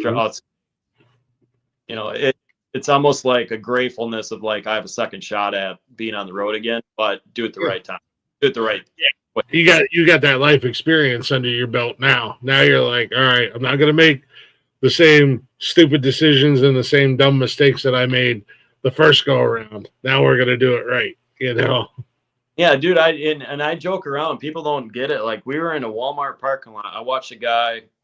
I was 19. I watched a guy win $300,000 in 3 days. Wow. And then at that same spot, we had police escorts taking us through Moline, Illinois from the boat landing. And we were of us pro boats lined up to the Walmart for the weigh-in. And then at that spot, obviously we're all, everyone's in t-shirts and stuff because you got to support who your sponsors are. And I do walk up. I don't even know how old his daughter was, and I'm truthful with the story, like who it was. But he walked up. He's like, "Hey, dude, you want to marry my daughter?" I'm like, an 18-year-old shouldn't be doing that. All right, exactly. But it's, there's more stories of that, and I love my boys on the tournament fishing scene. Like I love and respect it. I just cannot do it anymore. I'll fish on my own terms. I'll do one local one with my stepdad. Pops, we call him. With that, I love and respect, and that's just a family thing. Like it's not talk the shit with some of the boys, but to me, I'm long out of that game. It's just more getting getting Pops in the boat and kind of doing just a family thing. Yeah, exactly. But yeah, no, it's a wild, like the boys under the bus, but it's I respect that industry, but yeah, it gets to be a wild time. Yeah, no, it's. I mean, I think that comes with the territory, with almost anything that you do. If you reach a certain level, you're going to have be put in those positions or those situations where it's like, all right, do I do the right thing or do I go ahead and roll with the boys? So to say, and sometimes it's just not worth it. At the end of the day, to have to battle those, from constant situations, and it takes a toll on a person. I mean, and I don't have any kids. I turned 40 a couple of weeks ago. I don't have any kids. I'll be open. I am a single guy. It's not I just choose to be like, I'm not actively looking. I'm what I do, and I love what I do, and I enjoy, the people I'm around. And so for me, touring's a little bit different at that stage, but yeah, I mean, like, be truthful, right? You get older as a person, you have family that you got to make sure you take care of. Mm-hmm. And to me, it's I moved away from home. I'm near home now. I'm about 20 minutes away from where I grew up. But yeah, I mean, like, and I'm gonna use the, you know, mental picture of it, but like I'm an hour from Milwaukee where I can jump in and go anywhere. Apple has an airport. You can go anywhere. Yeah, Green Bay is the same way. You get anywhere. In Madison, you can go anywhere. So I can live up here in a little bit cheaper cost of living on certain things. And I'm not saying cheaper, right? Rent's still Austin rent in certain areas. But in general, like you can get a decent-ish living, not pay, you know, $5,000 a month for it. Yeah, exactly. I mean, and that's the name of the game. We're all just trying to survive, you know. And we're in like I said, we're hitting, you know, almost 2 hours on this, but like it goes to the spotlight of that. So it's almost, to me, when I was talking to the boys, like we have I'm obviously I'm emotionally connected to everyone here. Mm-hmm. I think we have a very good crew here that could probably do as well with some of the people down in Austin, if not better. Oh yeah. And I haven't been to LA and I haven't been to New York to really put a finger on that stuff, to really say, okay, hey, look at, like, no, none of that. It's just, and this is where I go lean back to Jeff again. Jeff was from Atlanta. He was true and true to the heart of the country. His family was there. Everything was there. And he centered out of Atlanta. Mm-hmm. And, you know, to me, it's like, I enjoy being, and I'm not physically putting a stamp on saying I'm not moving. It's just, yeah, I'm a Midwestern boy, true and true. Everything I love to do is in Wisconsin. And yeah, exactly. Well, and to go back on what we were talking about earlier, the great thing about being a stand-up comedian, you know, I have a very good friend of mine down in Florida. Shout out to Kevin Hawley. Him and a couple guys he's a stand-up comedian, and they've got a few guys. They got something going on up in like Michigan or something later on this year. I think here in the next few months. They're just jumping in a van and they're going to drive up and they're going to make stops along the way. And they've already kind of looked at it and mapped it out. They're making stops along the way. They're going to hit up open mics all the way up and then all the way back down. You know, I'm like, dude, that would be, I mean, that would be awesome to, you know, be able to go, yeah, this is what I do. And I can literally go anywhere at any given time and do it. Maybe not get paid, but, you know. I was and it's going to sound truthful, and I told people this too. I didn't slip it out at work, and I know people are watching from work. I was so peaceful when I was on vacation. Yeah. And to me, I wasn't at peace on vacation where I didn't do anything. I physically had not say opportunity. I was doing comedy, which I love to do. Mm-hmm. I was out every day, which I love to do. I was building my business, which obviously I'm wearing the t-shirt of it, or the hoodie of it. I was building that stuff, what I love to do. And then seeing family, which I love to do. But like, I'm sitting in that whole situation going, I'm like, I can do this every day. Yeah. Right. And I mean, obviously, yeah, I was on vacation, so money was a little bit different, but yeah, I'm like, what's wrong with working a long Friday, Saturday and fly back Sunday and road till Thursday or whatever the situation is. Mm-hmm.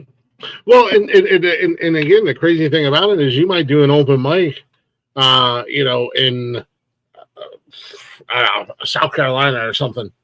Yep. And you're there on a Thursday for an open mic, and the owner says, I have a headliner coming in this weekend, and I don't have any openers. You know, open mic, you're not getting any money, maybe a little bit of money, but you open up, you're gonna make a little bit of, you know, you're gonna make a little cash, a little money while you're out there. Yep. You know, just based off of 1 3-4 minute open mic set, bang, you got a paying gig. You know, you just got to stay another day or so. Yeah, and people, I mean, when you get that, and I'm going to just say, like, obviously Joe's at a whole completely different universe versus everyone else, but like a lot of these guys have multiple venues, and this is where the business kicks in, right? So secure, you know, I'm going to use Tom, for example, right? You know, he does comedy. He also does production and podcast work for many other people. Mm-hmm. I don't know if they do the booking and production or whatever, but he's got the production company. And everything's webbed outside of just that comedy thing. So it's like, yeah, you might be on the road doing comedy, but also, yeah, you have a podcast you got to manage or Mhm. whatever it is. It's a combination of stuff that's making you money, not just comedy. Yeah, not just the one thing. Yeah, no, exactly. Um, shit, I kind of derailed. Speaking of ADHD, I was going to ask you something along those lines, and then I completely squirrel. It's a power, man. Everyone gets a bad rap. We're like, oh my god, I don't focus. Yeah. Well, I do and I don't. I am medicated for it, but I understand there's a limitation when it comes to being creative when you're on those medicines because the SSRIs kind of block some of that stuff out. Yeah, I don't, and I'm not medicated or anything like that, and I don't know if it's a bad thing or a good thing. She's still here, so it must be okay. My girlfriend has seen me like get an idea because this side of my brain's going 300 miles an hour in 27 different directions. This one's this one's just kind of, hey, I'm here, I'm along for the ride. Whatever happens, happens. But I'll get an idea for a show, and then I'm just like, boom, I'm locked in. And while I'm locked in on this show, I get an idea for another show. So then I'm like, all right, I got 2 shows going to the same. Oh no, here's a third one. Here's another idea, and it's like I'm locked in on 3 different things at once. But she's seen me when I started this. I started this, and I was like, oh, I'm also going to do this. So I started that show, and then I was like, hey, it'd be a really good idea. We should do a show together. And she's like, that's not really my thing. I don't like to be in front of the camera. Until she got in front of the camera, and she was like, that was a lot of fun. And I was like, yeah, let's do that. So I think what I'm going to do locally, just to kind of bring more of a footprint of it, is kind of restart, do the Chadwick show, that back, and bring that back up and running again. I'm looking at it this way: is I got plenty on my plate to be. It's a matter of, okay, what day am I going to do this? Yeah, exactly. Because I still want to get back, not say get back, but like still be normal-ish, right? So, like a Monday nights or Tuesdays, whatever the days that it runs on, I'm part of a local running club, and I kind of get back and help out the little kids, and not the little kids, but like the teenagers and stuff that are in there. And then obviously I got my group at the church locally for the men's group, but like in general though, you start wedging everything together, you're like, oh, okay, wait a minute, like yeah. How do I make all this work? I know it's like, yeah. I came home today after picking the kids up from their moms, and we had we leave Friday, and I still haven't even packed yet because I had shows Monday, Tuesday, and Wednesday, and my girlfriend was like, "You have been going every day this week from 6 a.m. until like 10 o'clock at night." And we had to go to the store and had to go do a couple of things. And I literally had like an hour and a half, maybe 2 hours before this. And she's like, I'm going to go to the store. You sit down. I'm like, I'm fine. I'm used to it, She's like, no, just sit down and take your time setting up the studio and take a shower, do whatever you need to do. And I'm like, okay. Then I'm sitting here for 2 hours going, what do I do? Looking at it, I said, Pierce, I see your thing there. And I'm trying to figure out, yes, you do sure do Glick. What? He's talking about my ADHD. Pierce is one of my best friends, one of my oldest friends. He actually does a few shows here on the network as well. He does the motorsports stuff. But we've known each other since the 7th grade, so we're going on. Funny, I know you're we're gonna wrap it up here pretty soon, but like we're talking, you're like, hey, you got to do this. I'm like, dude, I got raised up in a family freaking all auto mechanics. So like, everyone's like, oh, you're not churchy. I'm like, no, I got saved by 6 foot tall, freaking bearded, like full tat freaking pastor. Yeah. I'm like, there's nothing normal about my journey on anything. Yeah, exactly. No, man. You know what? I look at it this way. As far as life goes, try to treat people right, try to be good to people, and I know it's kind of cliche, treat people how you want to be treated, but I don't, I just try to be a good dude at the end of the day and enjoy life. Unfortunately, there was a part of time in my life where I was super serious and I still like to have fun, but I would get upset with the littlest things. And now I'm just super chilled, super laid back. Like, yeah, it is what it is. Whatever happens is going to happen. At the end of the day, I was always trying to control the things that I couldn't control. Once I let go of that, it's like I'm only going to control what I can at the end of the day, and I can't let the uncontrollables get me all worked up and aggravated and frustrated. So we're gonna have to wrap it up here soon. I'm at 20%, but like I literally argue with my mom for ages up until like I got divorced in early 30s. It finally clicked in at like 35 when I got sober, because all you control is the day that you wake up, right? Mm-hmm. So like control the day, and okay, yeah, you fucked up today and you screamed at someone, right?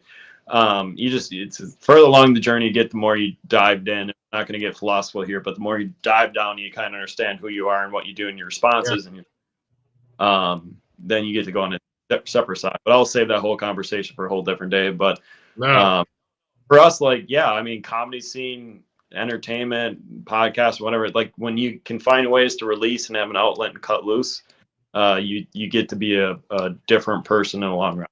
Absolutely, 100%. That's been my greatest thing, is having this outlet. But I want to say I've had an absolute great time hanging out with you. I think you're cool as shit, man. The door's always open anytime you want to come back and hang out. Is there anything you want to promote? Any upcoming shows? I know you got the hoodie on. If you want to throw out your company. So Seek the Peak brand, which is the brand I own, that's Trail Awaits with an S. I redid the website, but it's open as trailawaits with an S.com. Go check that out. Go do whatever you need, dig through whatever. Everything's all up and running. That's everything from my, hiking stuff to like the You Are More stuff that I have on my post. But in general, I don't have, honestly, my slate is kind of clean right now for show related. When it comes to that, just because I'm doing some open mic stuff, and I'm not purposely backing away. I know I need some adjust some things, so I'm going to enjoy this quiet time now, open mics. And like many things, right? So life's going to kick in here next month. It's going to get full fierce pretty quick. Yeah. I do have a show coming up that I know on the books is going to be September, and that's going to be in St. Louis. But I guarantee there's going to be more coming down the pipeline. Hell yeah, man. Well, brother, I appreciate you being here, man. I wish nothing but the best your way. Like I said earlier, part of the cool thing is doing this show and not only getting to meet you guys, but watching your journey and watching you grow and kind of getting that little, hey, man, I remember, I remember when I had him on my podcast. Now I'm going to say it this way. Obviously, your girl put the Instagram up there. It's at the Chad M. Smith on Insta, and then it's at Seek the Peak brand at Insta. But lastly, though, like true, guys, I just want to be out back with the fire and just blow stuff up like a little country boy. So there is an ego on certain things, but deep down, I'm just a boy that wants to be out in the country and just kind of, do dumb stuff. So you're going to get a very normal person-ish when you talk. No, normal person-ish. I like that. One real quick thing before I let you drop down. I always ask this of all my guests. I know it's kind of cheesy, but it's kind of a two-part thing. Yeah. Any advice for anybody, and this goes across the board. Also, any young comedians that might be thinking about getting into the game, any advice for them? And then I'll let you get the hell out of here. Honestly, the advice is probably pretty similar on both, actually. So like, if you're going to go do something, like just throw, and I know teachers and school systems like, no, you got to have a plan. Like, shut up. Like, yes, throw shit against the wall and see what you enjoy. See what falls, see what you love to enjoy. You're going to have to go you got to take chances. You got to go fail a little bit. Same thing with like the business side and the comedian side, right? Like if you have something on like a voice or something in there that you want to express and get out, go get around people that know how to do it. Go express it. Go take. I piss off a few parents saying that right now, but go take a chance. Go like you can die tomorrow, and if you don't take that, you never regret, and just go do it. On the other end of it too, lastly, you're gonna fail a lot. Eat a lot of shit. Yeah, exactly. Get used to eating it. It happens. Because you gotta go, and this is where like my boys at First Form and all like the fitness people kick in, but like you're gonna suck for a long time, Mm-hmm. and then it clicks. Yeah. And on my comedy side of it, I still haven't clicked yet. But no, it's you gotta stick your neck out. You're gonna get beat up. Don't be afraid to do it. Put your blinders on. I mean, be respectful for the people that are in your family. Like, be cautious with certain, like, don't be like, I'm gonna go do this drugs and don't screw your parents. Like, don't do that. Yeah. But like, yeah, I mean, if you have a dream on your chest, in your head and chest or whatever, like your soul, you got that dream. Do all you can and try to chase it. Whether the church says no or not, but just go out and accomplish it. Because if you don't, you're gonna get depressed when you're older. And that depression is going to boil in your relationships, and you're going to be so pissed off that you didn't do something. Mm-hmm. So get it done over with while your body can. And the young people, right? I tell the young people here with us, and Kat's one of them, the girls that's headlining tonight. A lot of these kids, like, you got time on your, and let's say you hit a stage at 19, 18, 19, 20, 21 years, let's say 20 for simple math. If you do it every day for 20 years, you're going to be 40 years old. You're going to be very, very good. Yeah. If not like top tier good, because you put 20 years in, you're around the right people. You're in that environment for so long, and you finally got the foundations down. Like, starting young is probably the best thing to do in that stuff. I started late, 38 years old. But in general though, like, yeah, good. I love people with families that start with family at a young age. I got married at 27, but there's different avenues outside of the traditional 9 to 5 and go to college and do this and all that. Like, there's a whole different world out there. Oh, and yeah. Stick your neck out, and if you fail at 30, you can always reset and start over again. And that's 100% truth. Don't let the what ifs get you when you're in your 50s and 60s. No, man, like I said, greatly appreciate you being here. Feel free if you want to send any of your comic friends my way. I'm always looking for guests. Don't care how green they are. And like I said, man, best of luck to you. I'm looking forward to watching you blow up. And I'll be keeping my eye out for the Kill Tony episode. Oh, yeah. I honestly haven't listened to it. I'll probably cut it up a little bit, but I was excited this week because I thought it would have been this week, but he brought the Adam Ray one in Houston about this, which I think was the week before I was there, but don't quote me on it. So it's either next week or the week after. Oh, yeah. We'll keep an eye out for it. Get you on the big screen here. I appreciate it, man. Have a great night, and appreciate you hanging out with me. All right. I appreciate it, man. You guys have a good day. Yep, absolutely. Bye. Bye. Ladies and gentlemen, Smith, check him out on all the social medias. We got him here. We got the Instagram, the Chad Smith on Instagram, the Chadwick Show on TikTok. He's under Chad Smith on Facebook. And as always, if you guys have a hard time finding him, just go to our pages, because I tag all of my guests everywhere. On the Facebook, Instagram. If there's a post, they're tagged with it. So give him a follow. Watch his journey, watch his career, check out some of his clips that are on his social media. As you guys got to see, he's a cool-ass fucking down-to-earth guy. A good Midwestern boy, as some of your moms might say. But thanks for hanging out. I am done for the week. I am done next week. So I think Wally's got a couple more shows left. Rocky, like I said last night, will be filling in this Saturday night. I don't know if he'll be back next Saturday night as well, but Rocky will be here this Saturday. So we will have some new live content on Saturday night. Out of that, check us out. bio.link/Nonsensical Network, Facebook, Instagram. Our TikTok page is there, Facebook, Twitch, YouTube. I said Facebook twice. And our Spotify link. And if you guys want to support the channel, support the network, we got our Cash App in there as well.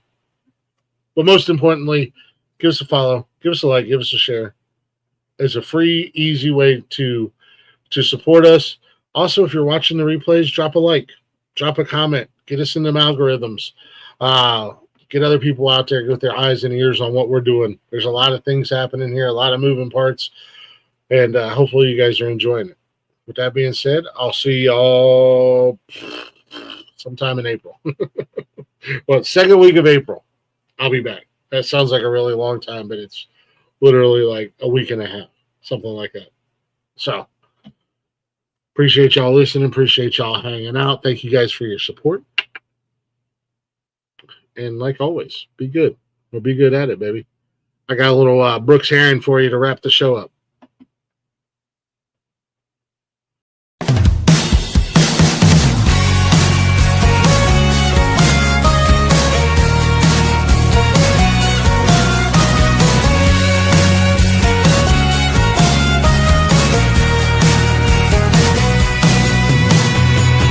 Kickstarter's got his picture from when they once stayed down by 432, dive on 4th and 8. Hung next to a shadow box full of old medals from all the ones before him and before them. He's a small town hero, he don't see it that way. His face turns red when they sing his praise. He's a hero even though he's just glad to be home.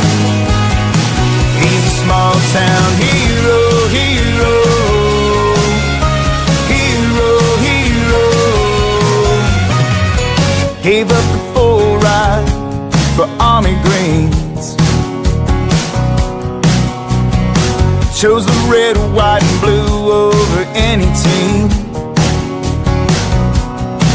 He could have gone anywhere, could have done anything, could have had his share of fortune and fame, but he was hell-bent to fight like his daddy did before him.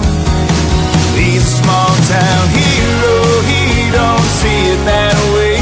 His face turns red when they sing his praise. He's a hero even though he's just glad to be home. He's a small town hero, hero, hero, hero. He's a small town hero, hero, hero. He's an all-state star and a Purple Heart, the pride of his hometown. He just wanted to do his part, but if you're asking around, he's a small town hero, he don't see it that way. His face turns red when they sing his praise. He's a hero even though he's just glad to be home. He's a small town hero, he don't see it that way. His face turns red when they sing his praise. He's a hero even though he's just glad to be home. Yeah, he's a small town hero.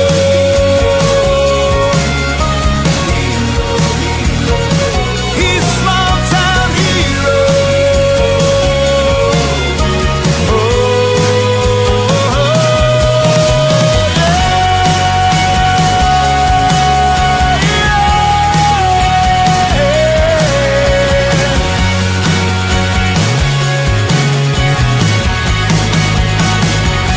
To the small town hero.